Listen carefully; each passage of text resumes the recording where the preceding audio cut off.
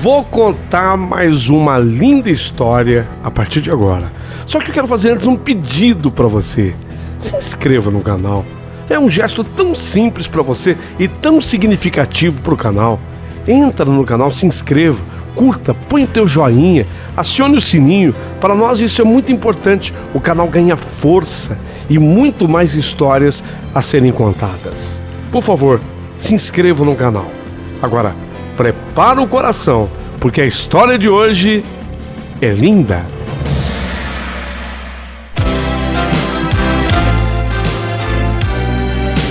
Rádio Emoção. Paulinho, boa pessoa. A verdade de cada um.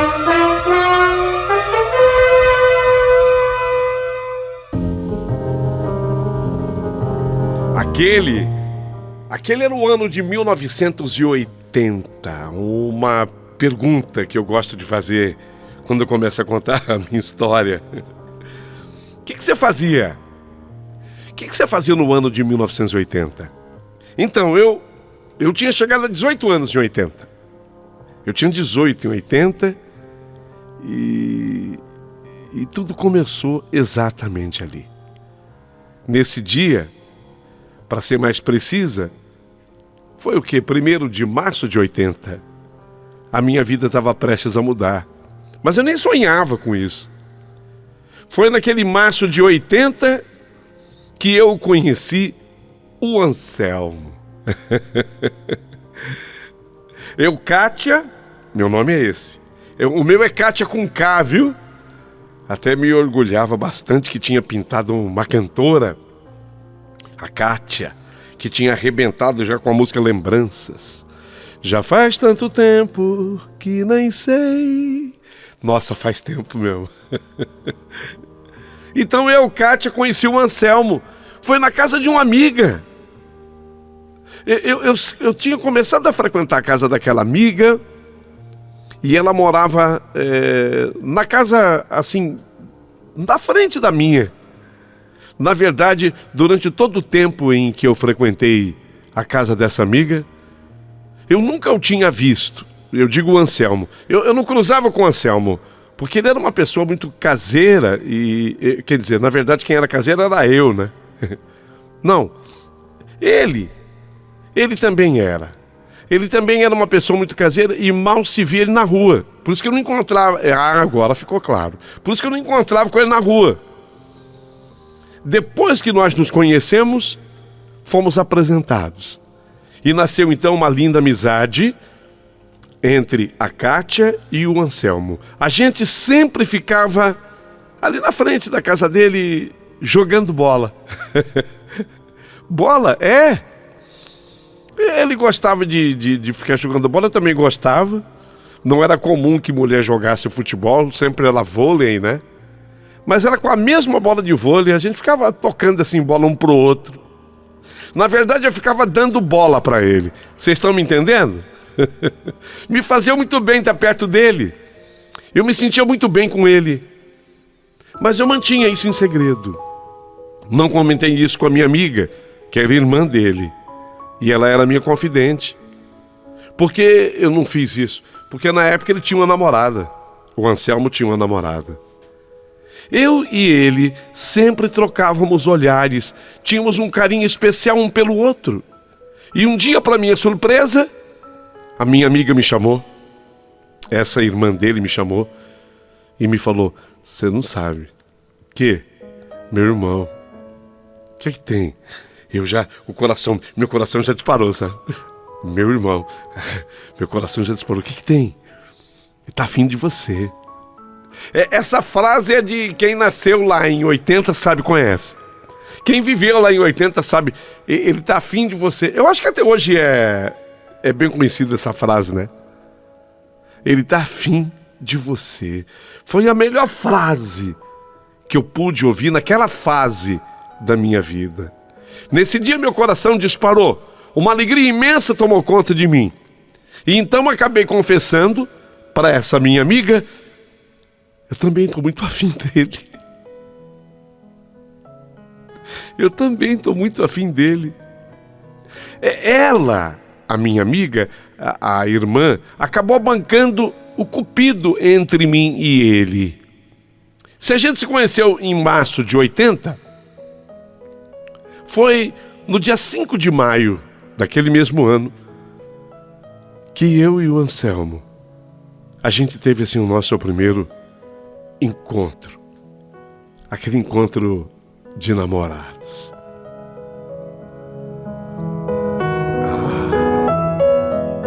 A gente se curtiu tanto. A paixão explodia em nossos peitos tão meninos, tão jovens. A mesma idade, eu e ele, 18 anos. Maio de 1980. Eu achei que fosse durar a vida inteira. A minha expectativa é que durasse para sempre, uma vida inteira. Mas que coisa! Depois de um mês, junho, a gente se separou. A gente se separou. Mas por quê? Vocês vão entender. Vocês vão entender o porquê que a gente se separou.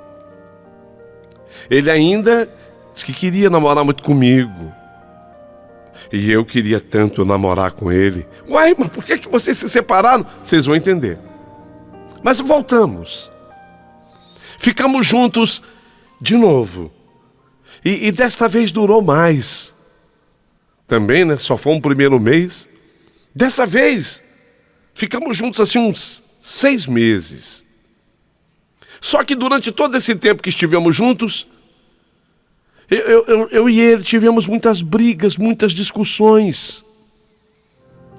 Era por ciúme e muita desconfiança, muitas idas e voltas. Isso tudo estava acabando com aquele nosso... desgastando, na verdade, não acabando. Desgastando muito aquele nosso relacionamento. Então, nesse período, desses 6 meses, nos separamos várias vezes. Mas não conseguimos ficar longe um do outro, porque a gente se queria. A gente se amava. Durante essas separações, nós tínhamos brechas. E ele acabou conhecendo outras garotas. E eu também conheci outros rapazes. E quando eu conheci outros rapazes, fiz questão que ele soubesse. Ele também fazia questão que eu soubesse que ele tinha conhecido outras meninas. E foi exatamente aí, nessa minha questão de que ele soubesse que a família dele, digo, mãe, especialmente a mãe dele, e o pai, que defendia uma tese que agora vocês vão conhecer. Por que a gente se separou quando um mês de relacionamento?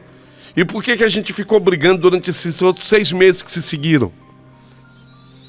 A mãe do Anselmo e o pai dele não queriam de jeito nenhum que o Anselmo namorasse com a Kátia.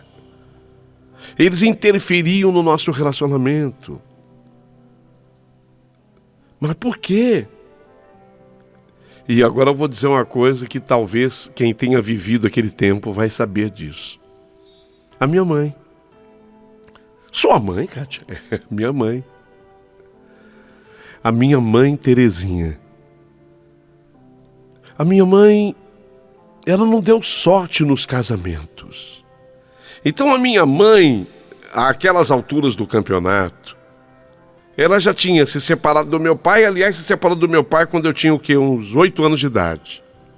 Já havia tido um segundo casamento, havia se separado desse. Já havia tido um terceiro casamento, havia se separado desse. Havia tido um 4º casamento, havia se separado desse.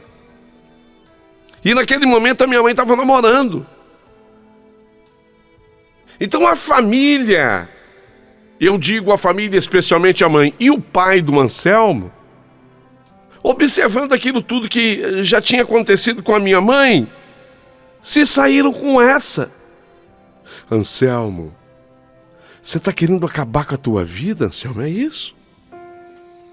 Você não está vendo, Anselmo, que essa menina não tem a menor estrutura emocional? A mãe dela é uma louca. louca, a mãe dela é uma doida. A mãe dela eu acho que está no quarto, quinto, sei lá, casamento. Você não está vendo que ela vai repetir tudo que a mãe dela está fazendo, Anselmo? Anselmo, um homem quando vai namorar uma mulher, ele tem que observar a família dessa mulher. E especialmente ele tem que observar a mãe dessa moça. Olha para a mãe dela, Anselmo. Está no quinto casamento, sei lá.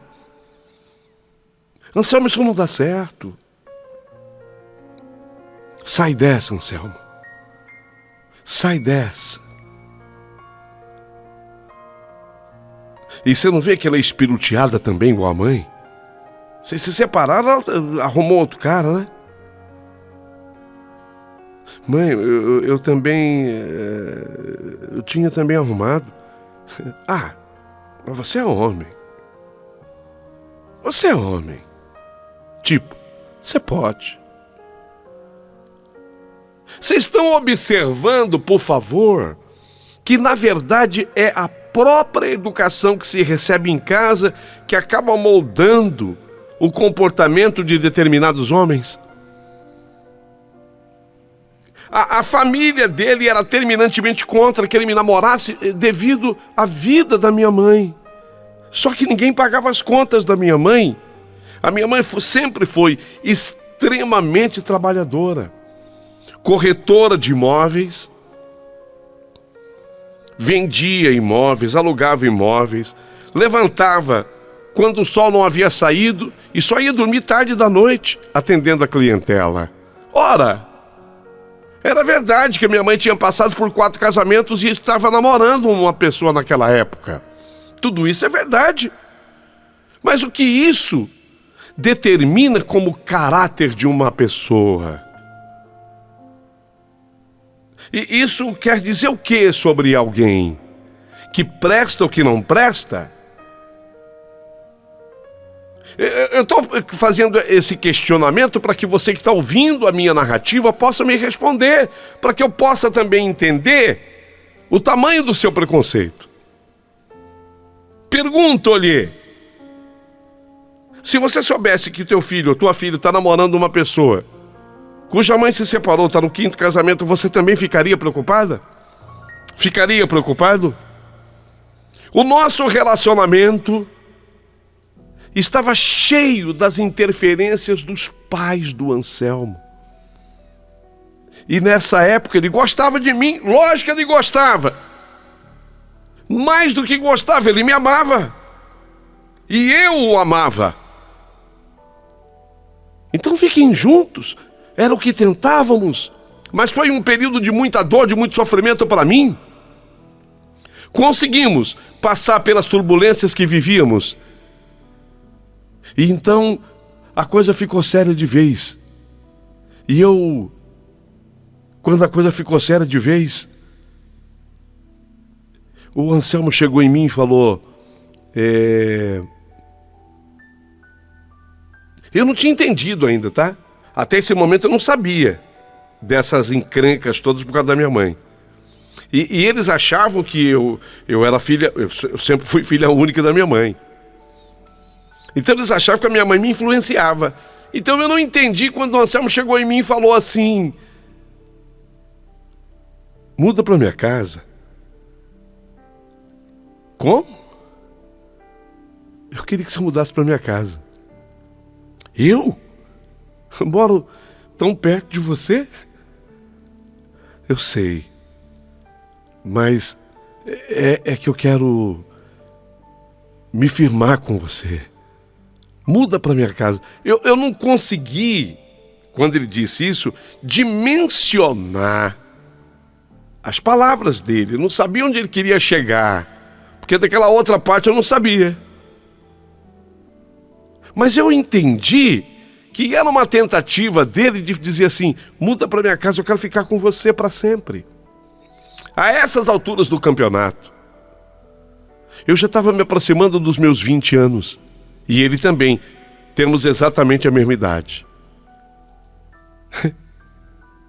Eu até falei com a minha mãe. Falei: que bobagem é essa? Ah, mãe, eu acho que é o jeito dele me pedir em casamento, a senhora não acha? Eu acho estranho. Mas a senhora se opõe. Ah, vocês já estão juntos? A minha mãe, vocês estão entendendo? A minha mãe é diferente, ela tem uma cabeça mais aberta.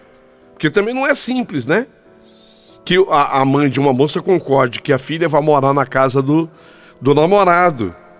Já que nós não éramos marido e mulher.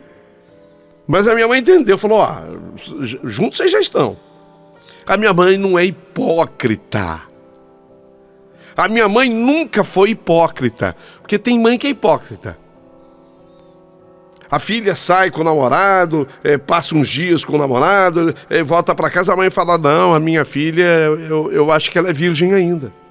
Não, a minha mãe nunca acreditou em hipocrisia. Nunca foi hipócrita. Então a minha mãe concordou e eu fui.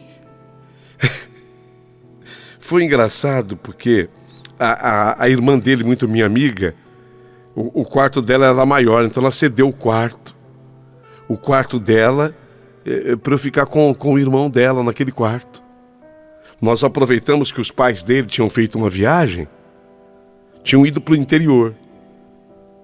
Eles tinham ido passar lá um período no interior, Catanduva, a cidade. Eu nunca mais esqueço. E nós ficamos assim, nós já estávamos assim juntos havia uns 20 dias. Quando eles voltaram, foi difícil. A coisa ficou séria de vez, porque eu estava morando com ele lá. No começo, Paulinho, eu procurei, sabe, me desdobrar para agradar todos, mas eu via a cara da mãe dele, agora sim. Eu via a cara do pai dele, agora sim eu via. Mas com o passar do tempo, vivendo lá dentro, eu fui descobrindo que eram pessoas falsas. Eram pessoas falsas. A mãe dele e o pai dele me tratavam bem na frente dele, sabe? Na minha frente assim, me tratavam bem. Mas eu fui descobrindo que eram pessoas falsas. Elas eram extremamente falsas, porque quando eu virava as costas, essa menina é uma perdida, Anselmo. Essa menina é uma perdida, Anselmo. Você é louco, Anselmo. O que você fez? Você me dá um jeito de tirar essa menina daqui. Você me dá um jeito de tirar essa menina daqui. Você me dá um jeito de tirar essa menina daqui. Oi! Na minha frente era, oi, Kátia. Não, tudo bem, amor. Tá gostando? É. Quando eu virava as costas, Anselmo, você me dá um jeito. Escuta aqui. Tá acabando teu prazo, hein? Você me dá um jeito de tirar essa menina daqui. Gente falsa. Eu fui descobrindo, eu fui percebendo. E aquilo acabou abalando mais uma vez o meu relacionamento com o Anselmo. Os problemas com os pais dele começaram a ficar graves. E em uma das brigas que eu tive, eu acabei sendo expulsa da casa. Esse dia a mãe dele se revelou. Eu estava brigando com o Anselmo e ela chegou assim era o quarto que a menina, minha amiga, irmã dele, ficava, né, morava. Ela chegou na porta do quarto e falou assim, escuta aqui. Kátia, escuta aqui. A vida na minha casa sempre foi uma vida de paz. Somos pessoas extremamente religiosas. Somos seguidoras de Jesus. Aqui sempre houve paz. E você está trazendo a guerra para cá. Eu não quero mais isso aqui. Olha, a porta da sala está embora. A porta da sala está aberta. Pega as suas coisas e se retire. Vai embora. Foi uma expulsão. O que é isso? Como é que você chamaria isso? Fui expulso. Esperei uma atitude dele. Mas ele se calou. Acabei sendo expulsa da casa dele. Nesse dia, a sogra se revelou. E ele não teve nenhuma reação a meu favor. Simplesmente deixou que aquilo acontecesse.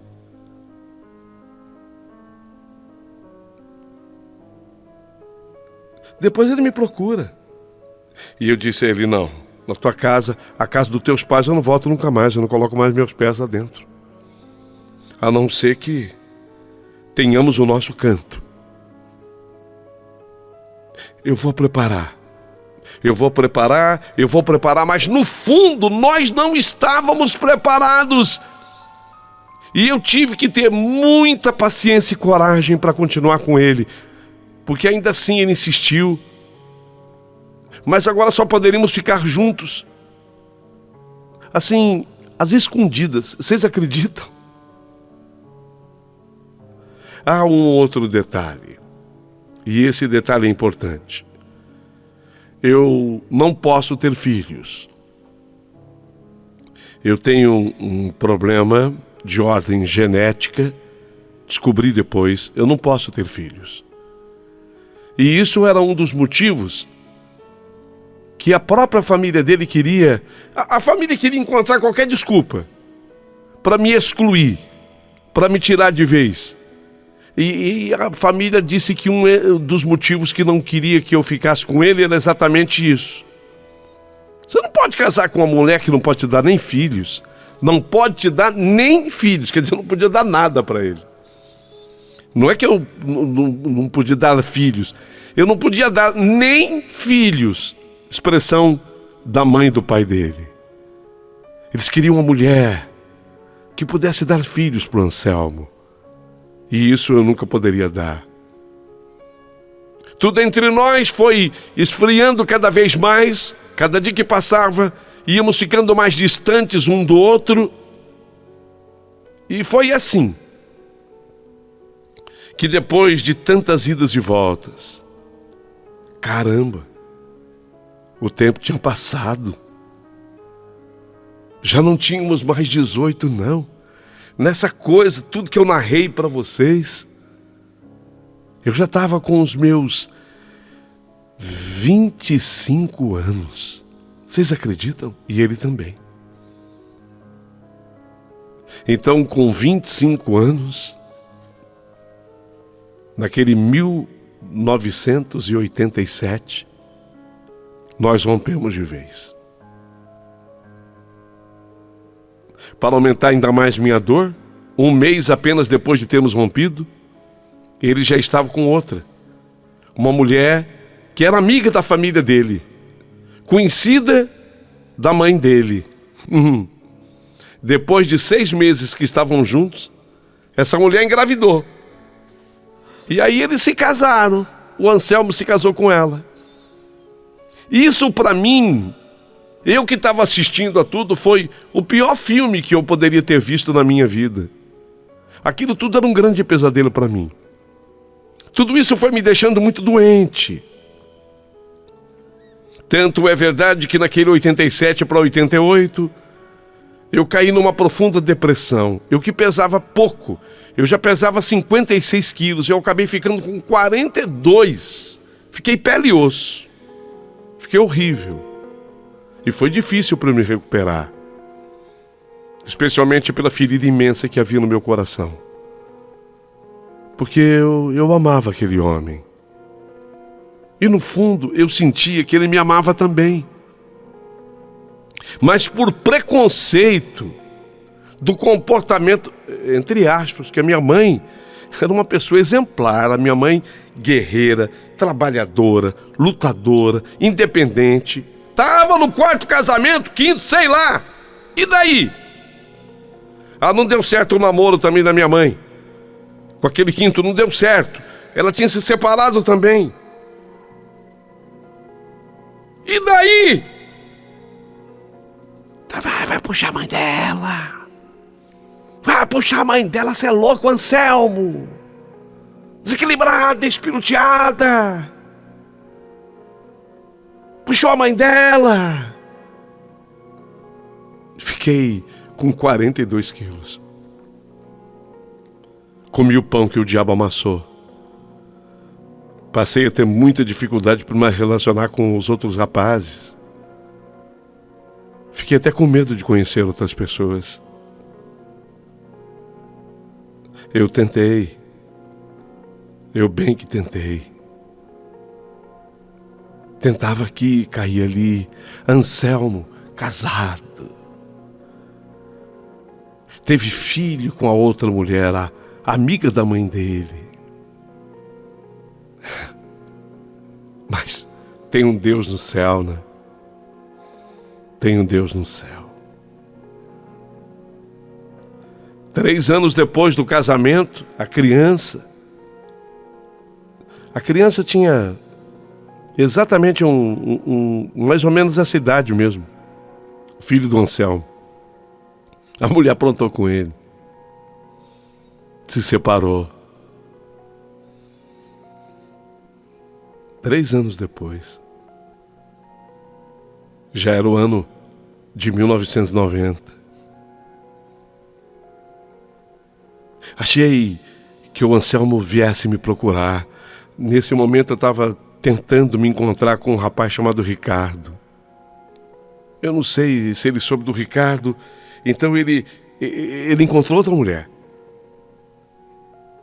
Rapidamente com essa outra mulher ele se envolveu, se casou. Segundo casamento dele. Era 1990. Mais 3 anos. E o casamento chegou ao fim. 1993. Eu também não havia me encontrado ainda. Quem sabe agora. A mãe dele era especialista em arrumar boas mulheres para ele, hein? Especialista. A primeira não deu certo, traiu. A segunda, não sei. Parece que a história também foi essa, de traição. A terceira. Era o ano de 91. A mãe dele encontrou agora a mulher definitiva da vida dele. A mulher tinha uma loja, sabe? Da qual ela era cliente, uma loja de calçados femininos. Meu filho casou bem, meu Deus do céu. Elizabeth é o nome da moça. Elizabeth é rica, a Elizabeth é poderosa, a Elizabeth tem uma loja de calçados femininos que é a coisa mais linda do mundo. Meu filho, tá bem, meu filho casou, tá rico, tá bem, tá realizado.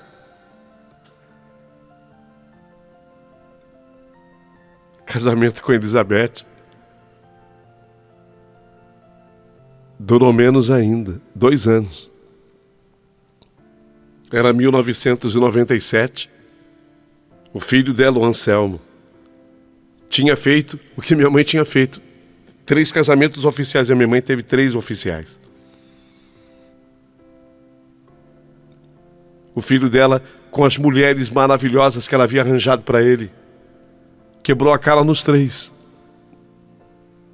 Você viu que é a vida. Eu não estou dizendo que inocentes paguem pelos pecadores, porque eu tenho medo de pensar, essa tese me assusta um pouco, sabe? Eu tenho muito medo dessa tese, de que inocentes possam pagar pelos pecadores. Mas o terceiro casamento do Anselmo que acabava, ele estava arrasado, destruído. Ainda corria o ano de 97, quando ele se separou. Eu ainda não havia me encontrado. Eu havia tentado buscar a felicidade nos braços de outros rapazes. No entanto, nada de especial tinha acontecido. Foi quando nós entramos no ano de 2000. 2000. E eu não vou esquecer, porque foi no Réveillon da virada desse século, 2000, quando o mundo vivia a expectativa: será que a vida vai prosseguir na Terra? Ou será que tudo vai acabar?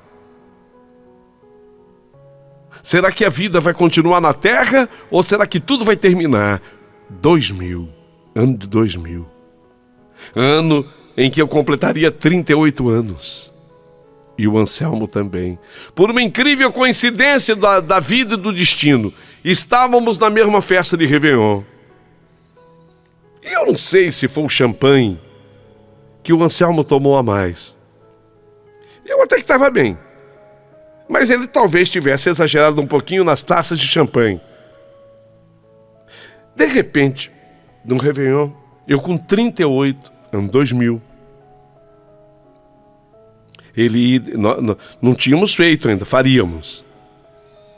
Até nisso, nós fazemos aniversário pertinho do outro. Bem pertinho. Uma diferença assim de apenas coisa de uma semana. É 27 de março para 4 de abril. É pertinho, né? O aniversário de um de outro.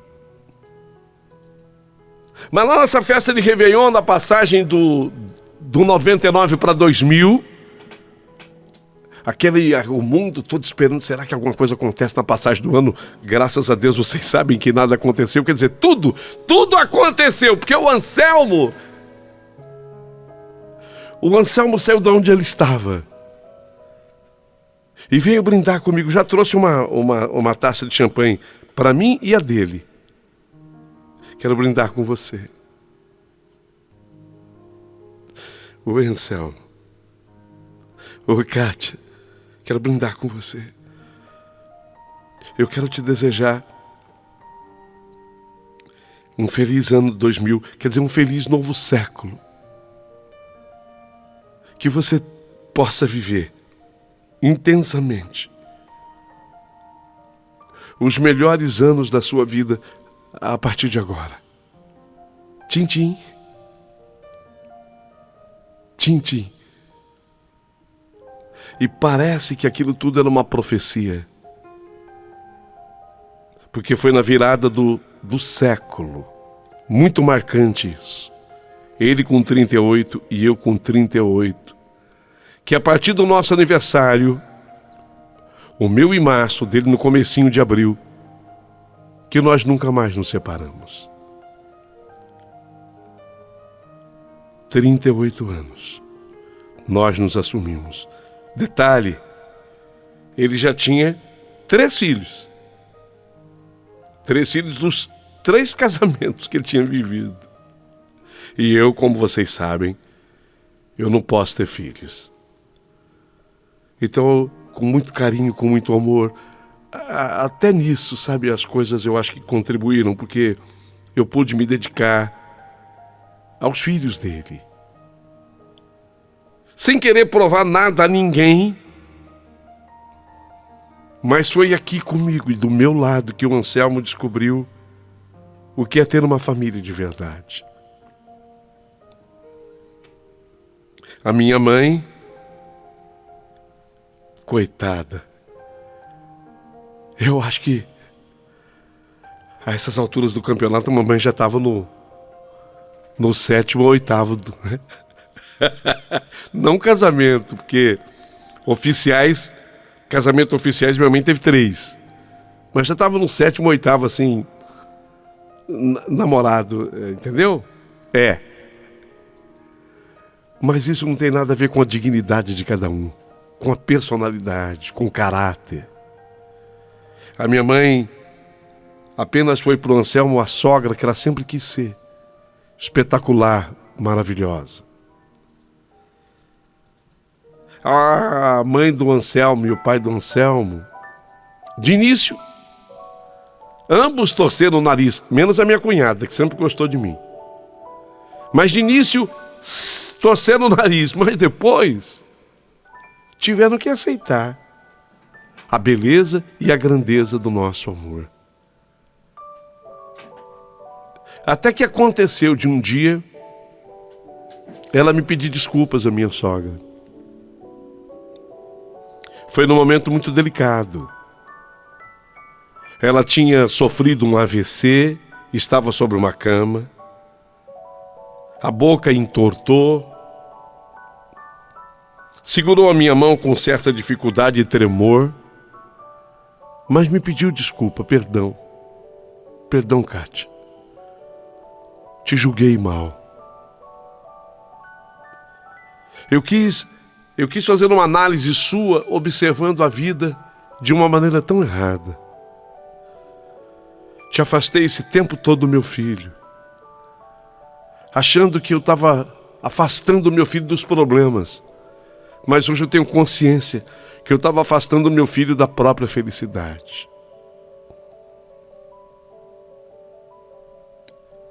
Na pandemia,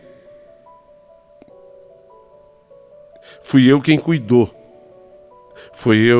Eu cuidei da minha sogra. Foi eu. Eu cuidei da minha sogra durante a pandemia porque ela ficou com as sequelas desse derrame. Atravessamos a pandemia, mas no ano passado, lamentavelmente ela veio a falecer. Para muita gente veio descansar. Ficou o meu sogro, que também hoje é uma outra pessoa e que eu recebo muito bem aqui na minha casa. Eu não sei se você vai apresentar a minha história, Paulinho, porque a minha história, ela não tem nenhum grande acontecimento trágico, a não ser a tragédia da vida do dia a dia. O julgamento, o preconceito, as tolices, os erros que nós cometemos ao longo da vida. Por pouco, duas pessoas que se amavam, porque eu e o Anselmo, nós nos amamos desde os nossos 18 anos. E só ficamos juntos 20 anos depois, para valer, 20 anos depois, com 38. Hoje, estamos com 61. E a certeza de que ficaremos juntos até o fim. Até que Deus nos separe. Mas uma lição, pelo menos, tem que ser extraída da minha história. Não julgue as pessoas antes de conhecê-las de verdade. Eu não prestava para o Anselmo porque a minha mãe, coitada, a minha mãe não se encontrava no casamento dela, coitada. A minha mãe, quando eu conto essa história para ela, ela chora. Mas não de tristeza, minha mãe chora. Chora num misto, lógico, de tristeza, mas também de alegria. Porque ela sabe que ela formou uma grande mulher. E a minha mãe diz: é que eu nunca fui hipócrita, filha. Eu nunca fingi ter uma felicidade que de verdade eu não tinha. E foi a busca dessa felicidade que me fez assim. Eu não sei. Eu tenho a impressão que essa minha carta vai ser útil a alguém. Foi um aviso que eu recebi. Escreve pro Paulinho. Escreve. Porque no canal do Paulinho Boa Pessoa haverá uma pessoa que está precisando ouvir uma história assim. Sei lá. Eu não sei se é só intuição, se é um aviso. Mas se for você que está ouvindo, espero que você faça bom proveito. E vou ficar aguardando os comentários a partir de agora.